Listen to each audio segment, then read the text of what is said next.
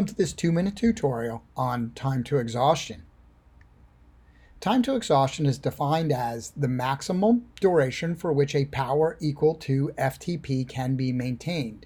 So basically it's how long can you hold your threshold power.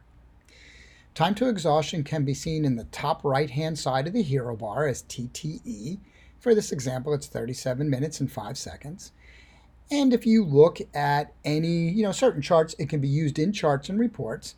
But if you look at the power duration curve, you'll see it as the point just as the power duration curve kind of comes off this kink. In this chart, I've kind of highlighted FTP here in the orange line. And let's blow it up a little for a better look. TTE is this point where the power duration or the power duration curve, or the power you can sustain for that time, begins to drop below your threshold. So basically it's just the power where we can no longer sustain and we begin to drop off FTP. How do we measure time to exhaustion? Well, TTE is simply an output of the power duration model. Model defined TTE utilized, it really gives us some excellent insight. I think the main thing to understand is there is this common mistake that FTP is how hard you can go for an hour. TTE gives you a specific measurement of that.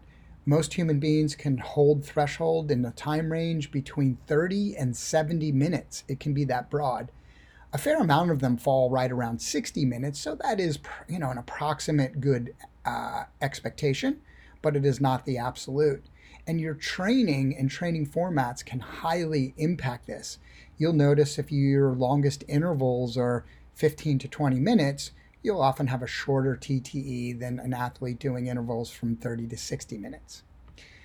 TTE is a fatigue indicator. It helps you understand how well you can resist fatigue at maximal steady state. So basically, if you think about it, you can improve threshold, or you can actually improve the time you can hold threshold. And that really becomes about what specific demands you have for an event or what you're training.